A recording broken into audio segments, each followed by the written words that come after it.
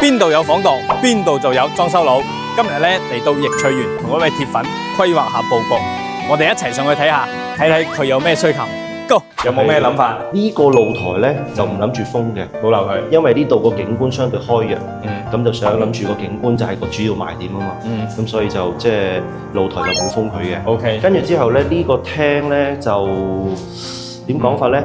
點解會要揾你上嚟咧？最主要就係之前有套半山水嘅，有一套叫唔知咩山，我唔記得咗。哦，我知書山。係啦。咁佢嗰個功能分區咧，我哋望落去覺得都幾合適。咁然後呢度我諗啦，因為呢個咧贈送面積嚟嘅，呢個可以打咗佢，打咗佢嘅，係啦，會同呢度就係飯廳咯。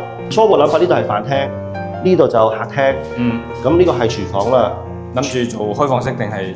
有門點講法咧？嗱，之前我哋有諗過嘅，即係如果個飯台喺呢度嘅話咧，就睇下可唔可以畫嗰隻門向呢邊，向翻呢邊。可以啊！呢一個生活露台咧，就我哋自己嘅諗法就係用翻好似洗衣房啊咁樣咯。可能會封，呢度可以封，呢度都可以封噶嘛。呢度可以封，係啊，因為呢個生活露台即係冇景觀噶嘛。咁最主要就係點講法就係洗衫啊咩。洗衣房咁樣咯。係啦。OK， 明白晒。房間就我諗你一望都基本上有感覺要點搞，因為個房間面積唔大，坦白講係啦。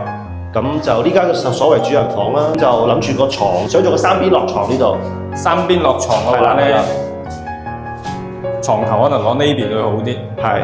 咁樣咧就三邊落床有衣櫃。有衣櫃，或者呢度因為呢隻窗咧，之前都諗過嘅，隻窗好似有啲多餘，想封咗佢。但係咧就有啲人話唔係咧，其實多隻窗通風好啲嘅，因為對流。呢個靠南嘅，咁佢話你如果全部靠南咧，驚到時有潮濕咩成。咁呢隻窗可能係唔知靠西定啲後。呢個窗就係賣點嚟嘅。係。佢就可以你一開呢邊窗，一開嗰邊窗就對流。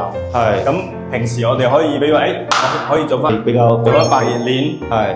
咁平時關住噶嘛，上空空就可以 OK 㗎。係啦，我諗呢個衞生間都係冇乜好搞。正常啦，洗缸、馬桶、浴室櫃。係啦，就大概係咁樣咯。表面嘅裝飾，比如話係諗住做乳膠漆啊，定係？而家諗住係想做乳膠漆，諗住係你嗰個觀山水嗰個都係乳膠漆係嘛？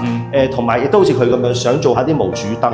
哦，做個無主燈。係啦，呢個應該可以吧？可以。樓體應該都夠嘅。夠，好高嘅。OK。可能房間嘅燈光，我覺得個天花板咁細，就可能裝個燈就算。冇必要。係啦。就呢個就我覺得睇你哋個視頻呢個無主燈都幾靚，亦都實用。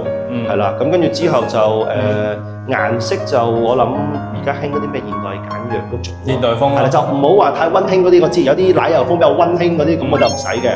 所以我就見到就係你書生嗰套咧，佢可能個顏色會深啲，佢比較喜歡嗰種顏色。黑白灰係啦，我就想可能個顏色要淺少少，係但係個佈局啊或者咩，基本上我覺得都功能劃分都幾合適自己睇片，覺得係啦。我翻到去會初步規劃下你嘅需求，將比如話啲家具點擺，啲廚房個空間點樣去間，然後床點擺，衣櫃點擺，然後再做埋一份預算，將品牌、型號、數量、單價、總價全部發埋俾你，就唔需要話等你要過嚟慢慢睇，我先發俾你，你慢慢睇完，跟住覺得 OK，我哋再約個時間去到我哋公司睇一睇啲材料，或者睇下我哋做過啲單位。OK。